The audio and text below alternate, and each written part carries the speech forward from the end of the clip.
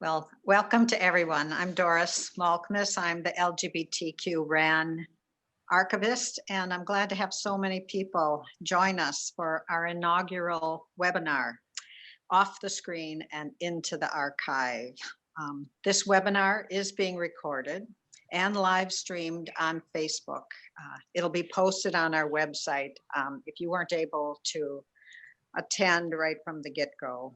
I'd like to put a few housekeeping notes before I introduce our speakers. We'll be keeping your sound and video off throughout the session, and we'll answer your questions at the end. To pose a question, use the Q&A button at the bottom of your screen. And please ask lots of questions because we're here to help and inform. So we really want to know what you want to know. So use the chat button at the bottom of the screen if you'd like to chat with other participants. I hope everybody can see the Q&A and the chat button. And our wonderful associate, Cody Searcy, will monitor the session and the chat as we go along. So as most of you know, the LGBTQ Religious Archive Network is an innovative venture that's focused on preserving the history of LGBTQ religious movements around the world.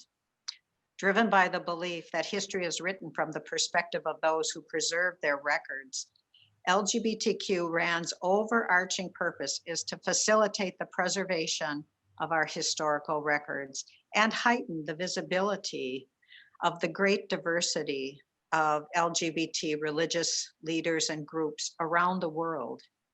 To this end, we encourage leaders and groups to preserve their historical records. Our website enhances the visibility of these collections by offering profiles and oral histories and online exhibits that highlight the historical context of our archival sources and help weave together the threads of our many movements. When LGBTQ RAN made the initial decision to be virtual rather than a physical archive, it wasn't all that obvious that within 20 years, almost all historical records would be digital.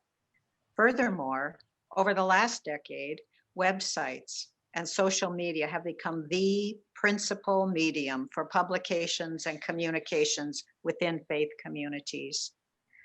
However, online social media, unlike paper, does not preserve itself when left in a drawer for 20 years. If LGBTQ organizations and activists want to be included in the historical record, they need to download their online content and save it for eventual donation to an archive. That is what we are talking about today, preserving our history, our historical records today for donation to an archive when it's appropriate in the future. This webinar represents our first effort, a baby step at convincing groups and activists that this new behavior, this new task is essential to preserving our records. First, we're going to argue that what you are doing is of historical importance and that whatever efforts you expend in preserving your online records is time well spent. You are already busy, so to make preserving records as easy as possible, we hired today's key presenter, Kristen Whitson, to create a step-by-step guide to downloading and preserving online digital records. This guide is available on the LGBT RAN our website right now. It gives step-by-step instructions on downloading social media, websites, and email.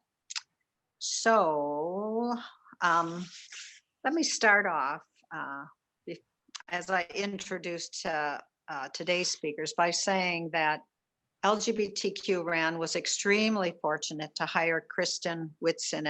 She's a 2020 graduate of the University of Wisconsin Archival Program.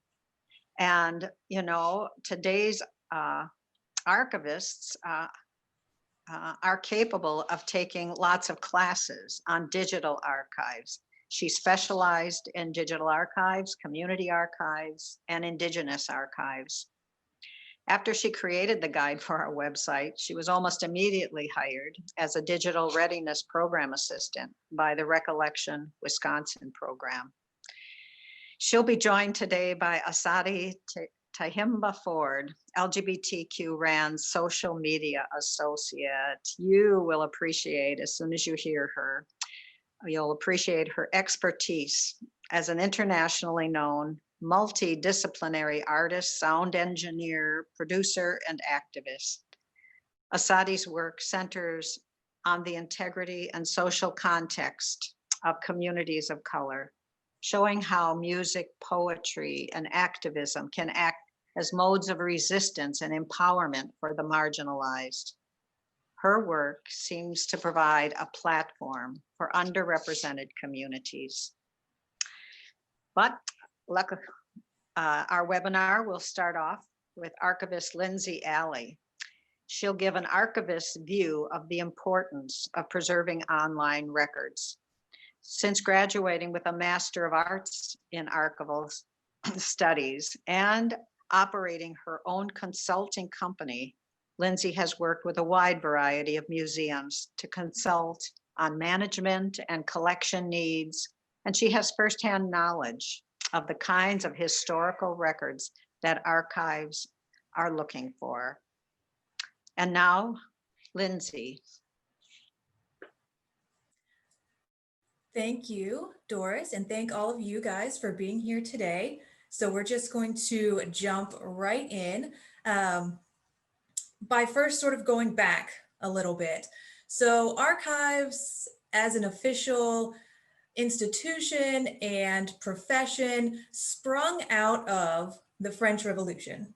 And, you know, life as they knew it in France was changing, and it was important for them to document what was going on. And so obviously social change of any kind is really important to document, and it will always be a really, you know, popular topic for folks to research in the future. As a result, however, early on, lots of archival holdings and subsequently history was based on old, rich white men. Nobody wanted stories from women, from African Americans, from indigenous people, from LGBTQ community, from immigrants, from poor people. You know, nobody ever thought to keep that sort of, you know, very early on. And if you're ever watching like a documentary or reading an article and they mention, you know, oh, this is a rare example of, you know, a woman's story from this time period or an African-American story from this time period, it's because there are hardly any, because nobody thought it was important to keep. And so, I mean, even 20 to 30 years ago, nobody really was interested in the LGBTQ records. You know, that's obviously, thank goodness, changing now. And we want to ensure that there is a well-rounded view of history. So we want to, again, impress upon everyone that it's important to keep records and keep your history. Archivists, you know, we have a funny way of sort of paying attention to what's going on, because we're sort of thinking ahead a little bit into the future, and, you know, sort of in a unique way. And so that's what we're trying to do. I feel like, you know, when we approach this, a lot of people, especially if it's a smaller group or organization, it's, you know, the question is, well, who would care about my stuff or our stuff? And I can assure you, at some point, someone will want to have access to records and content that you are creating today.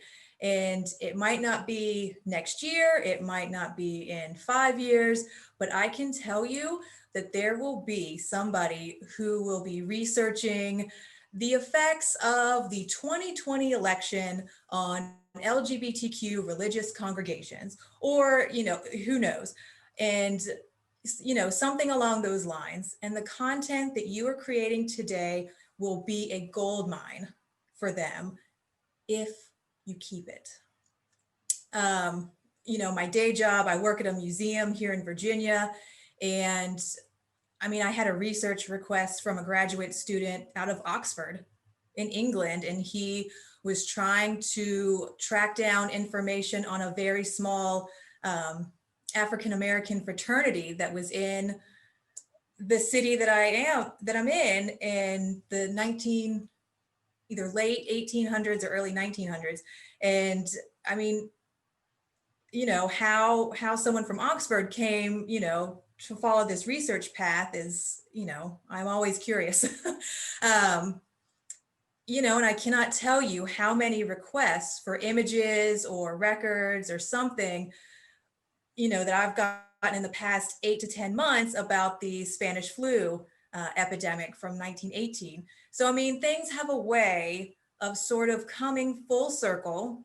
So don't sell yourself or your organization short thinking that no one's going to want to know about you, because you never know. I mean, it's crazy. You never know who is going to sort of want to follow a certain research path and will want your records.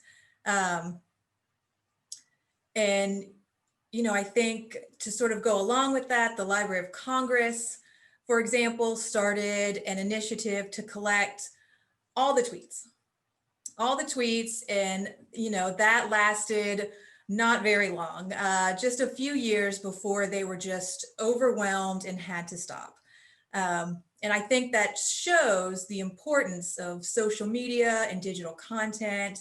And, because if the Library of Congress thinks that it's important enough for them to keep, I'm going to go out on a limb here and say that it's probably pretty important that we keep it. And, to go along with that, if the Library of Congress had to stop, then who's really collecting this now? And so I think it's more imperative now, more than ever, to make sure that we're trying to educate organizations and individuals on how to capture their own records, because who else will? And, external hard drives are important. They definitely have a role to play in the future of archives moving forward. And, I will say, when you are ready to donate your material, your digital content to a repository, make sure that they have the capacity to both accept your material, use it, and also care for it. Just because it's on a external hard drive, they can't just set it there and not ever, there is other certain steps. So with that, I will go ahead and I will turn it over to Asati. Thank you, Lindsay. That was great. Hey everyone, my name is Asati. And so really, when we think about archives, I think most of us, our first mind goes to Indiana Jones and the things that Indiana Jones took from the tombs and whatnot. And we're just like, oh, it's all just precious metals and golds and things. But the reality is really archives include anything that has to deal with human history. And more importantly, how it is that we contribute now to our legacy, if you will, and how those things can help people in the future.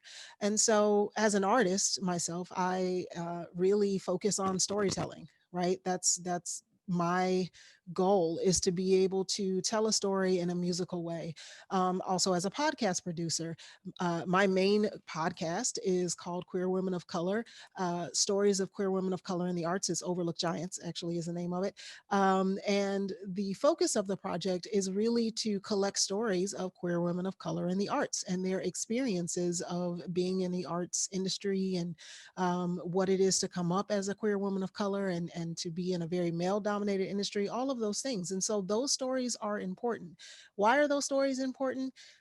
Because they may help some young queer woman of color later on down the line who's trying to find her way, and also trying to be a musician at the same time. Hopefully, things will be a little bit different later down the line. But in case they're not, she might need some inspiration. And so I think when we talk about digital archives, the question is, what exactly do we mean? Well, it could be really anything. It could be podcast. It could be the show that you performed 6 years ago at a small theater. It could be that's, was recorded on VHS, right? Because we still have those VHS tapes in the back. It could be a sermon that you preached back in 1980 and it was recorded on a cassette tape. It could be the content that you have now. Think about just, especially this past year, we've all had to get into this era of being online and doing everything online, all of those things that you record. And then when you think about those things, you think, oh, yeah, well, it was Facebook Live and it'd be on my Facebook page for forever.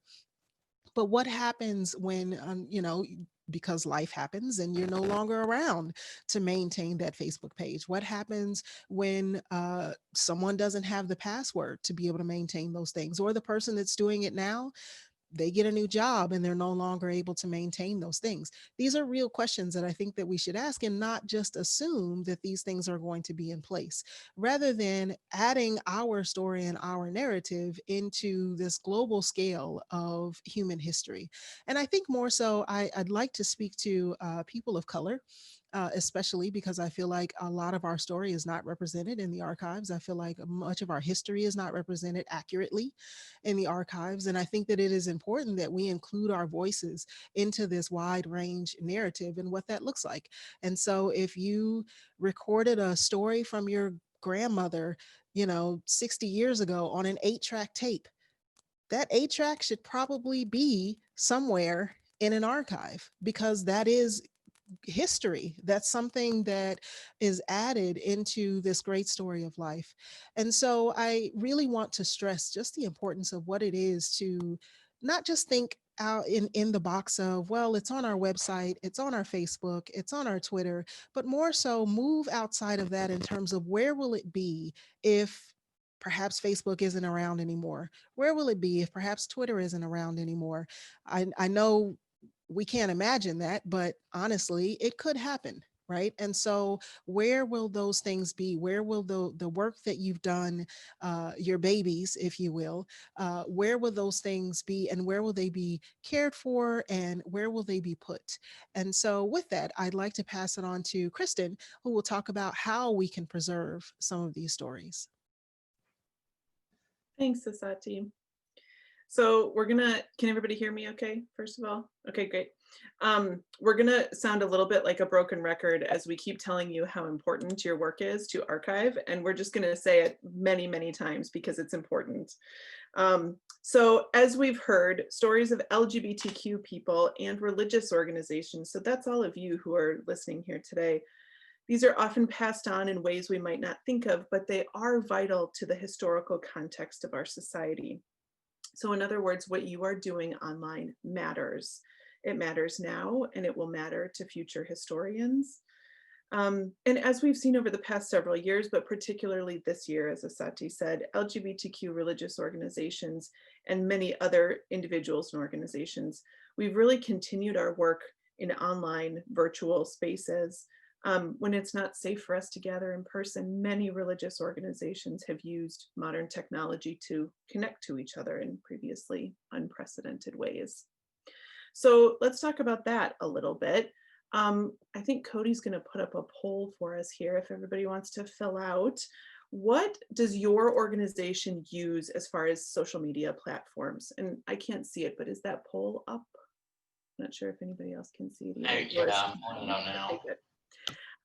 So, if you are part of a religious organization or any type of organization, answer on that basis. What social media platforms do you use? You can answer for yourself individually too, but since we're talking about archiving the organizational records, that's sort of what we're aiming for here.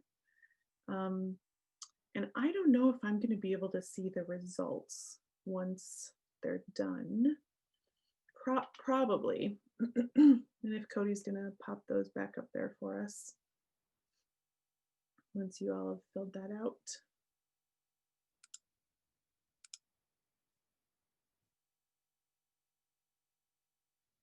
I see we're having some issues. I'm looking in the chat here. Facebook, Twitter, Instagram, YouTube. Poll doesn't look like it's working. That's okay.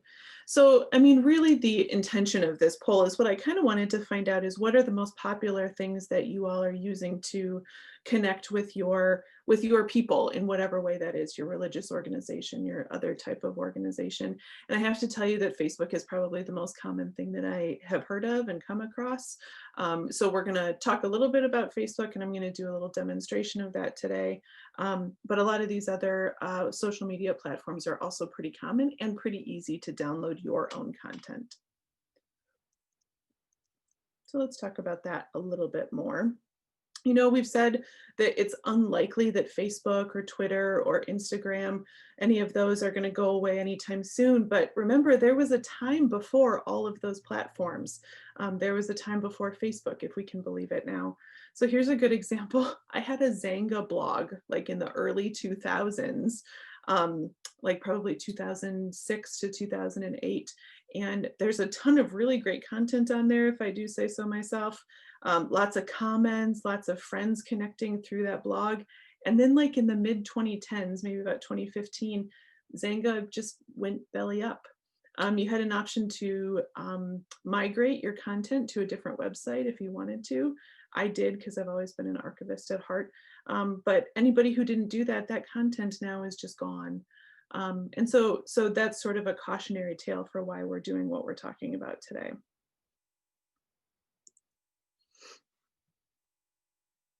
So over the summer this year, LGBTQ ran archivist Doris Melkmus started thinking about, actually before this summer, she started thinking in terms of LGBTQ religious history.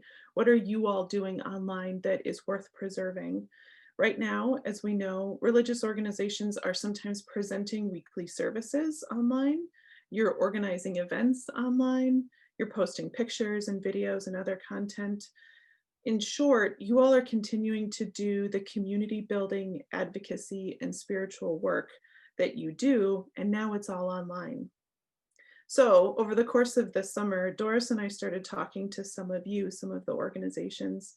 We asked how religious organizations are using social media and online content and how they're preserving that content. We asked how much time religious leaders or staff might be willing to spend on preservation. We asked what kinds of resources or instructions would be most helpful in this area.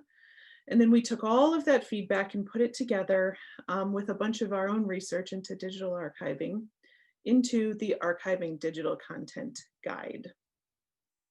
I think Cody's going to put the link to that particular page in our chat here. This is what that page looks like. This is just a screenshot from the page.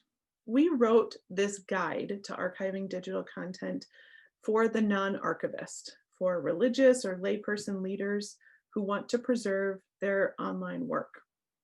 What we heard from a lot of these conversations that we had is that the instructions needed to be simple, easily accessible in terms of language, not filled with archives jargon or complicated instructions. We really wanted you all to be able to take these steps to download your own social media archives when you're able to, as often as you're able. The guide includes a fair amount of background information into how and why this preservation is done, again, in accessible language, and then step-by-step work instructions for Facebook, Instagram, Twitter, YouTube, and Flickr. I'm sad to say it doesn't include TikTok yet because I hadn't discovered TikTok at the time that we wrote the guide, but I have now, and I'm going to figure out how, if you're on TikTok, we can preserve that content too. The guide does include some of the ways that Asati talked about that stories are told and shared, that the stories of overlooked giants are kept, like social media and in websites. It's important to note here that all of the instructions we've included are the free and easy sort of DIY version. There are companies that can do all of this for you. They can set up recurring save functions for any platform you ask them to, including your website.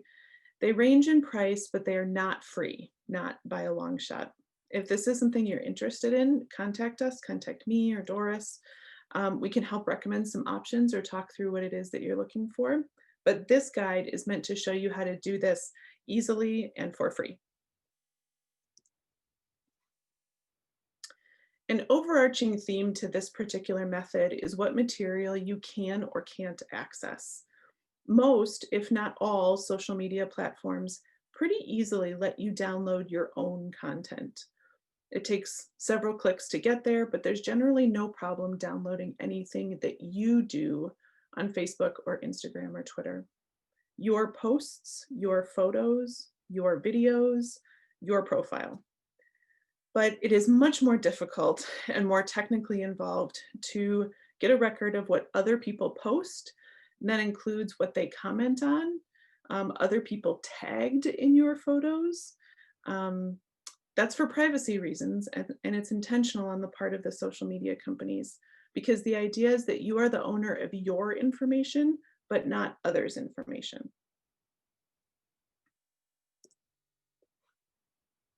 So the instructions, which we're going to look at in just a second, and I'm not going to read to you, will walk you through how to download on your own your organization's information. So 2 things I want to say about that. We recommend that you set this up on a schedule, whatever schedule that is that works for you. It could be monthly, and that will make the process pretty short.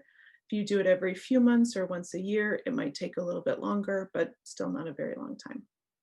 The other thing we recommend is that the files that you're going to download from the different social media platforms, we recommend that you put them onto an external hard drive, just like Lindsay was talking about. The external hard drive is the modern day equivalent of that box that maybe you'd throw everything in a box and take to an archival repository. An external hard drive is the digital equivalent of that. Like, put everything on the external hard drive that you can, and then when you're ready to donate it, we can talk about organizing it. External hard drive is $100 or less. I would say it's a pretty valuable investment in your digital storage. So this is a shot of what those instructions look like. It's a step-by-step, click-by-click process for downloading your content.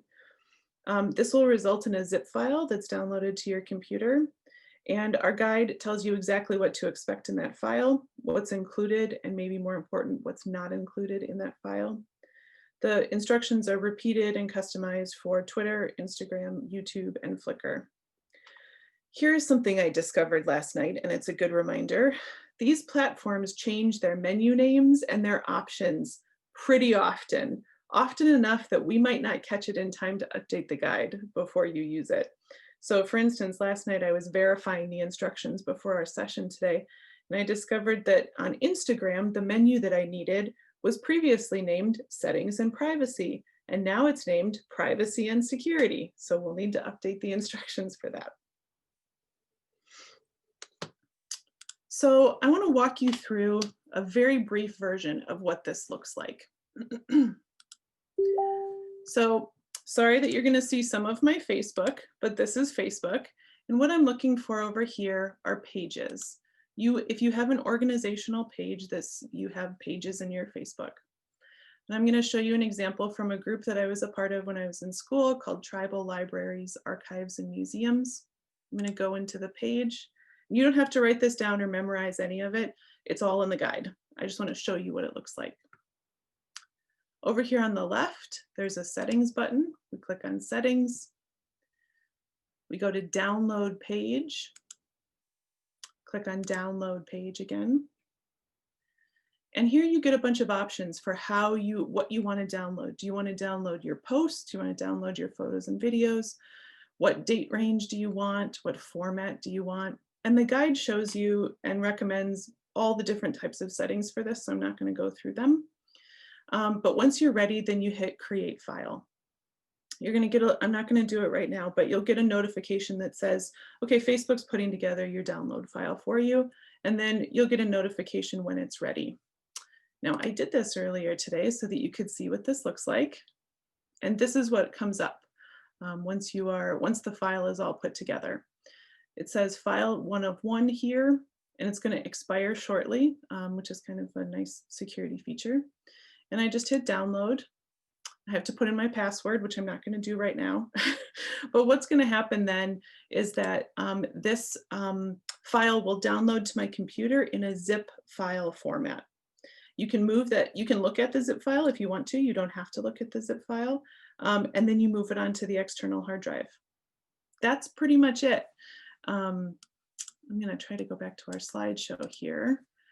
That's the gist of what everything that we're talking about it is basically just download a file onto the hard drive, and you don't have to worry about organizing the files or naming the files properly. Just put them on the hard drive, and that will be a pretty good first step towards preserving your social media. All right. Let's see here. The guide also includes some pretty simple instructions for preserving your email and your website. I want to say again that because we wrote this guide specifically for non-archivist, non-tech savvy folks, we did not get deep into the best practices of email or website preservation. These steps are just the basics. So if in the paper era, again, if what we wanted you to do was put all the stuff in the box, this is one more step towards putting some more stuff in the box.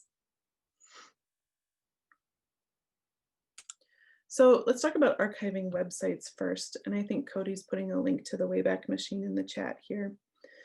There's a lot more detail in the guide, as we've said several times. But I want to tell you about this pretty cool option. Some of you may or may not have heard of a tool called the Wayback Machine. The Wayback Machine is a service of the Internet Archive, which is what it sounds like. It's a digital archive of much of the internet. The Wayback Machine is a free service that visits or crawls the publicly available sites on the internet at regular intervals. It captures the websites as they look at the time of the crawl. That publicly available part of the publicly available website thing is important. The Wayback Machine does not crawl social media pages because those are not publicly available. You have to log in to use Facebook. Mostly you have to log in to interact in Twitter. You have to log in to work in Instagram. So any site that has a login is not going to be crawled by the Wayback Machine, but your organization's public facing page probably will be. You may also know, this is a little techie, but you may also know that websites have the underlying data and then they have the display. What the Wayback Machine does is preserve the display as a snapshot in time and will do multiple snapshots over time. It does not preserve the underlying data. And so if you want to talk about a more robust way to preserve your website, contact us and we can help you with that. I want to show you what the Wayback Machine looks like in practice. Everybody can see here the Wayback Machine on my screen. This is what that page looks like. It's pretty simple. Here you'll see a subscription service option. That's one of those not free options that we had talked about. If what you want to see is a website's look over time, you enter a URL here. Let's see. I'm going to borrow a website from that same organization that I was showing you the Facebook page from. And here's what it shows you is that this is the calendar of all of the snapshots that the Wayback Machine has taken of this particular website. So these are all the snapshots in 2018, if you can see that up here on the top. And the bigger circles have to do with if there's more snapshots on that day. Green circles are a different type of snapshot. We don't need to get into that today. But here's what this website would have looked like on August 9th of 2018. If we click on it, it'll take us to the website shortly as it's thinking about it.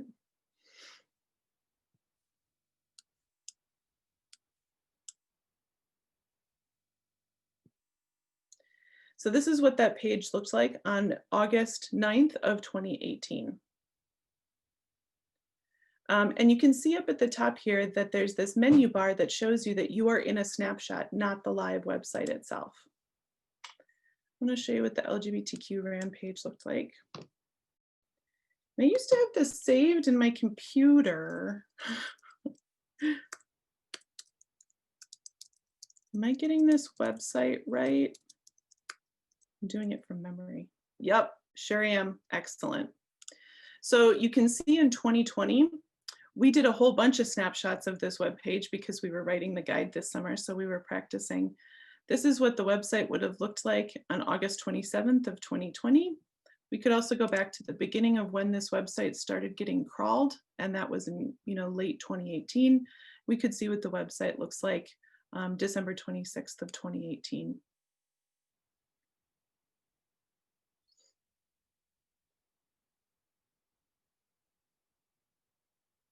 I don't know what happened to make my computer so slow. This is what this website would have looked like at the end of 2018. The Wayback Machine does sometimes have a hard time saving media. And so it is not the perfect option. None of these are the perfect options. They're the free options.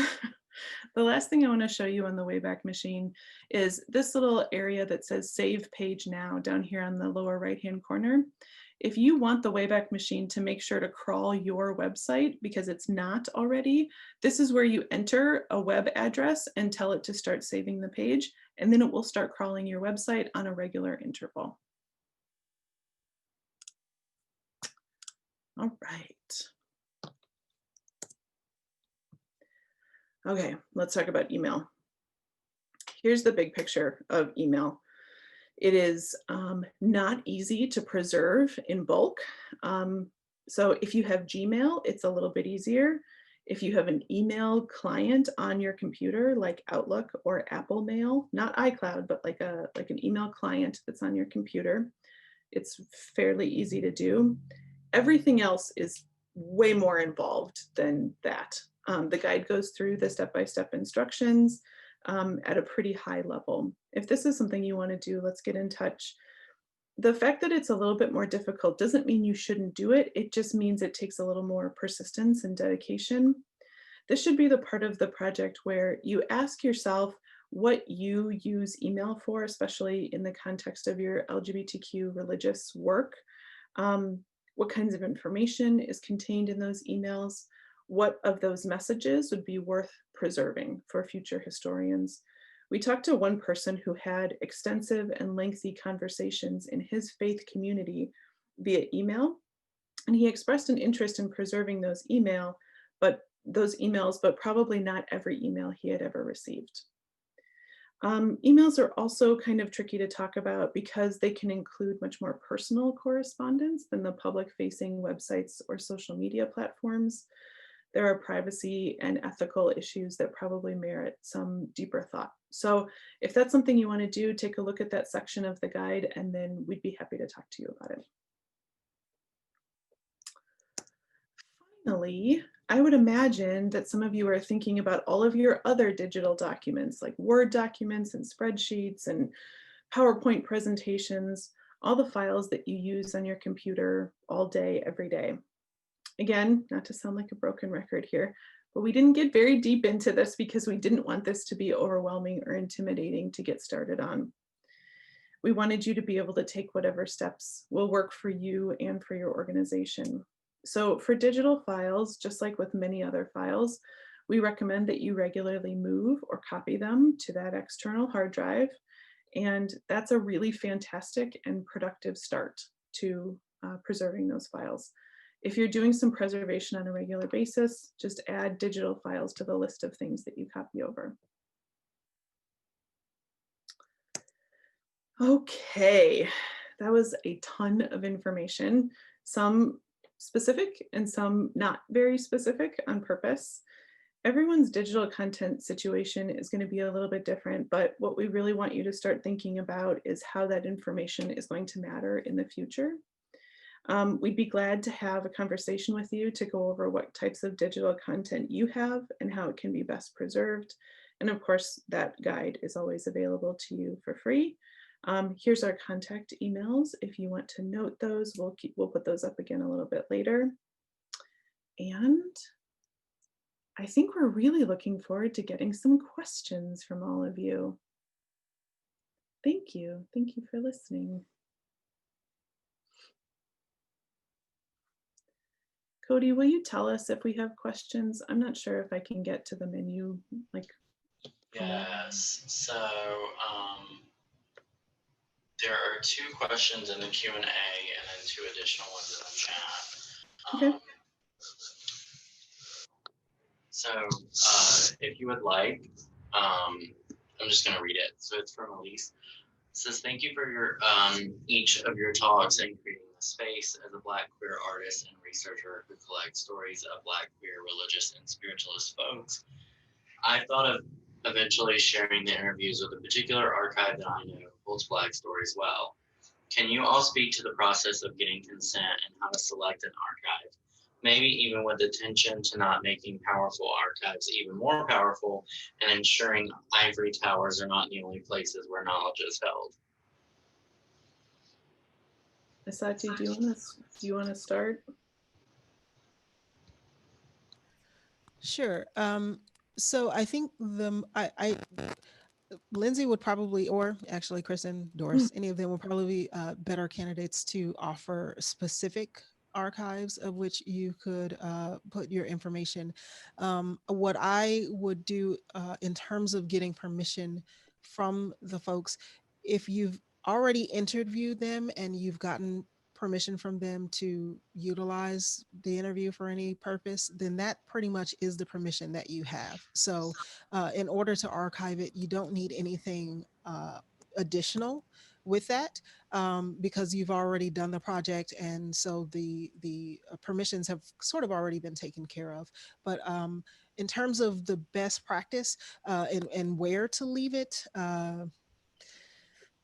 well, yeah, I mean, I would lean more so into those who are specializing in archives and have a little bit more knowledge base around what particular organizations that are available that will take care of the information. I think in terms of sort of making sure that it's not in, as you put, the ivory tower, I think the most important thing is that's really the purpose for the archive is, you know, when people are looking for the information, again, we're in this age of technology where you can pretty much Google anything, but oftentimes for really good archive organizations, they also have it to where if you Google it, it's going to come up in their archive, in the Google search, what have you. And so I think we're sort of reaching this era where more things are way more accessible for us than what they have been previously because of technology. So I wouldn't be so much worried about it not being accessible to people. But I do agree, making sure that you have it in a space where you know it's going to be safe and really cared for is important. And then Dan wanted to know, how often should you migrate files from one external hard drive to another? For example, there are a bunch of files on a drive that he bought in 2012.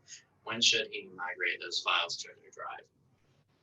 There are a bunch of, Cody, it was a little hard to hear you, sorry. There are a bunch of what kinds of things on a hard drive? Files. Yeah, files. Okay. I think the short answer to your question is that it depends on what kinds of files they are. And there's not really, I mean, archivists will tell you it depends is the answer for every question that we ever get. It really depends on what kinds of files they are, the shape that your external hard drive is in, I mean, like what condition it's in. There are programs that you can run on those files that are on your external hard drive to verify that they're not losing bits. It's called bit rot. And we can talk about that if you want to, but I don't think you necessarily just need to move them off the external hard drive for the sake of moving them. Like you can do a quality check every so often and go into those files and see if they still open up for you and if they're in formats that are pretty easy to open. But I don't think you need to move them just for the purpose of migrating them, especially if it's, I mean, 2012 isn't that long ago. Go take a look at them, and if they still look like they're okay, then you're probably okay for a while. Yeah. And additionally, he said they're primarily audio and video, and he wanted to know a little bit more about bit rot.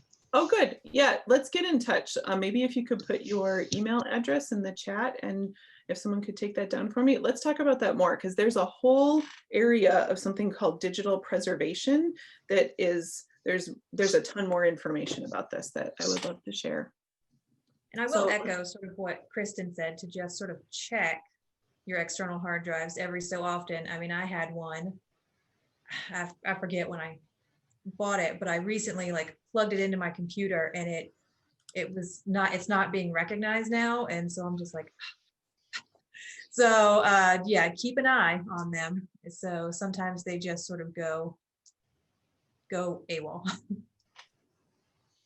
And then Evan Litwin put into the chat, Can Cody, can what? I just follow up one quick thing? Oh with yeah, absolutely. Sorry.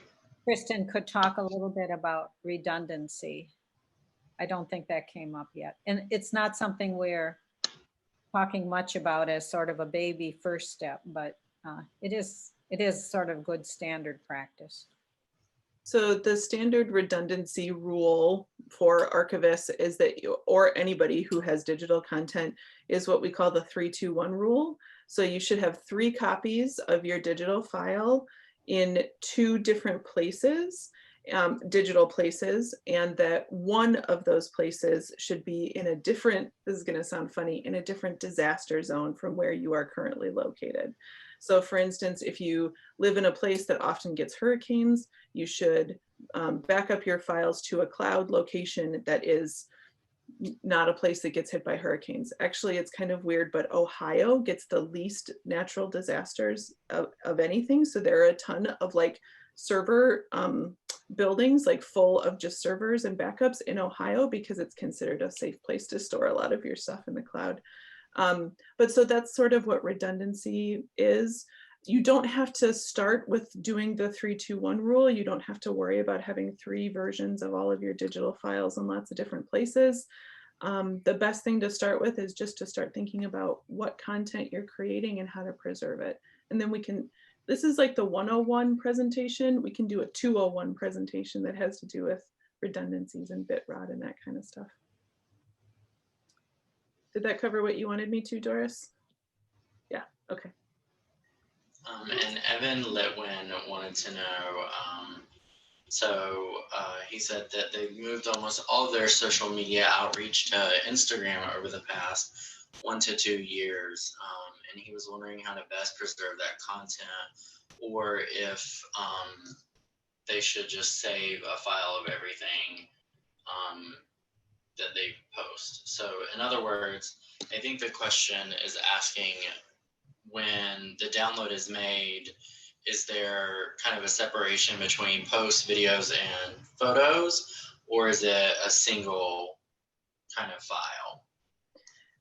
That's a really good question, and it differs depending on the platform. For Instagram, if I remember correctly, you get like a zip file that has several different folders within it, and I think there's posts, and then there's photos.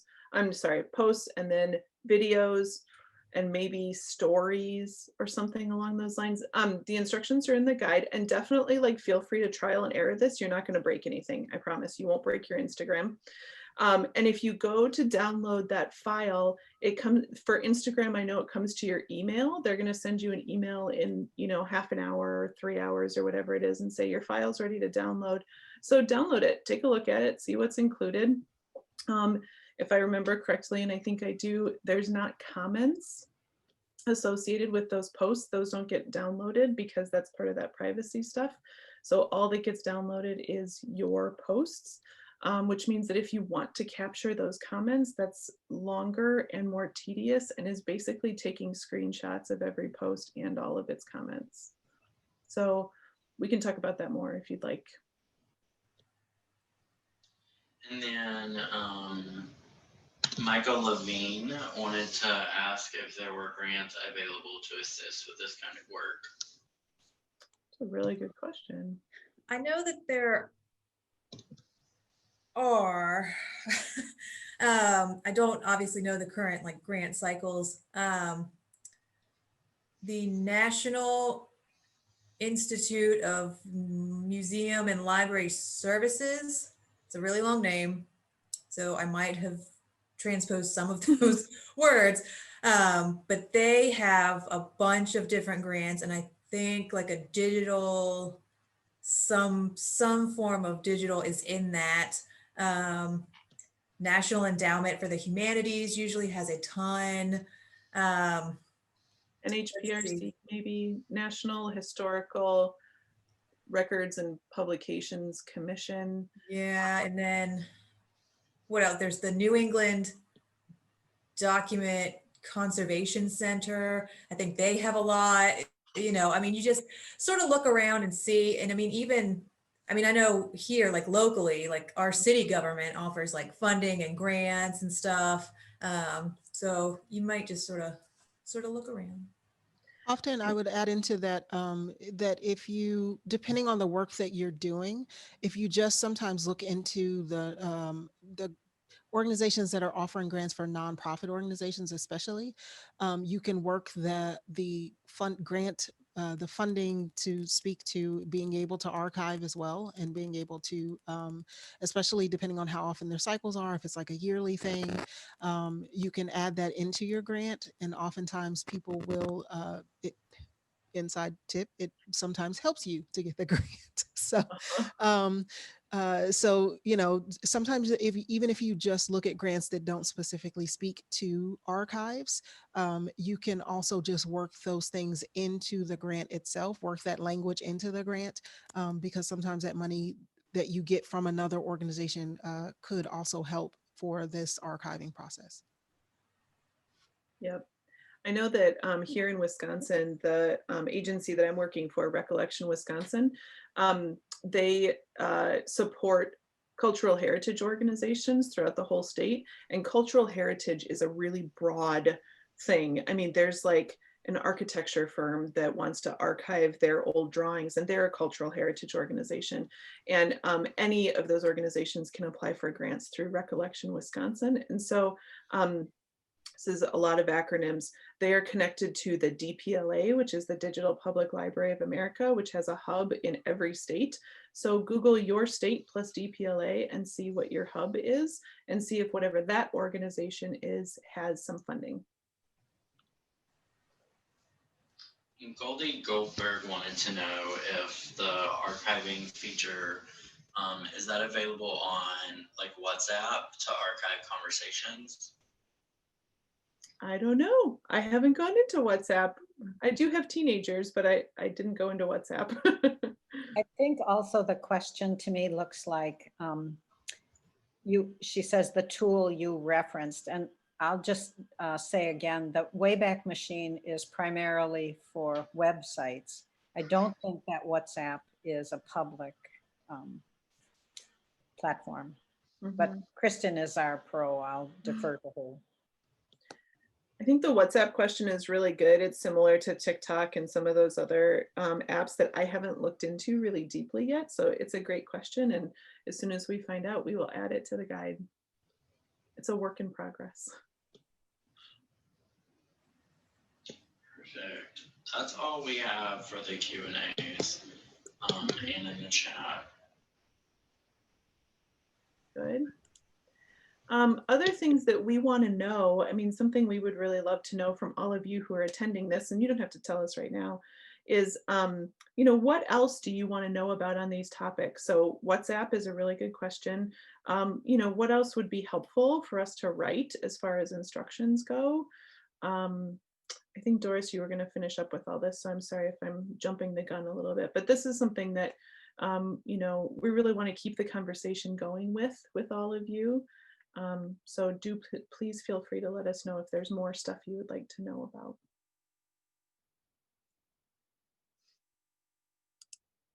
We still have a few minutes if anybody wants to send more questions in.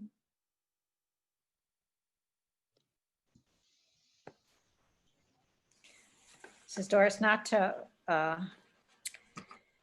finish up, but just to say that probably one of the important first steps, if you're even considering doing this, is that it's not a once and done thing. It's really adding a new protocol to the things that you do on a regular basis. You pay your taxes, you know, clear out your email. Downloading this, as Kristen pointed out so well, is once you do it the first time, it becomes second nature and not much harder than turning on your machine and booting up and putting in your password. But what we're going to encourage you to do is to take it seriously and to think to yourself, how much traffic is on my social media? How often would I have to do this? Who would do it?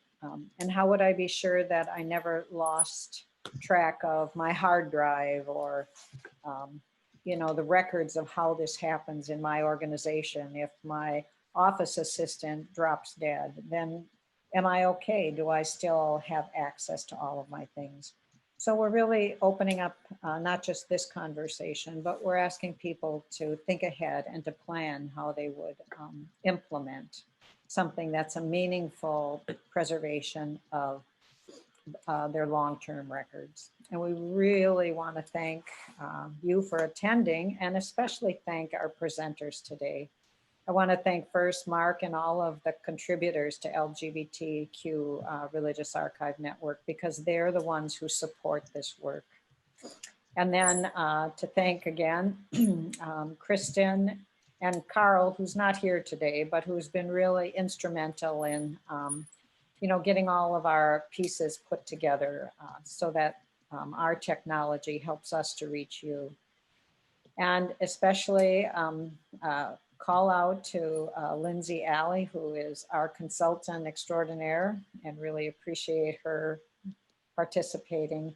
And Asadi, really irreplaceable. You know, we now have a Facebook that is turning into something worth and attracting a lot of attention. So I'd welcome anybody to, you know, to add additional comments through chat. And I believe that Cody might have something to say about a final survey, or anybody else who, you know, is running that right now. I'm not running the survey. Yeah, so there is a Google form in the chat for everyone who was in attendance today. You're welcome to give us some feedback about how you thought the webinar went, any suggestions or follow-up questions you would like information about. And you'll be receiving this as well in a follow-up email sometime later this week.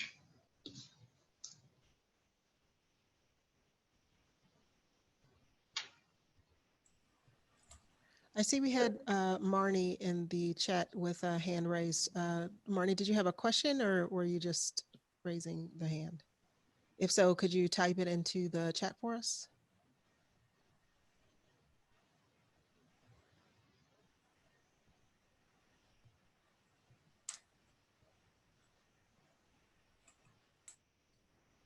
Okay, great.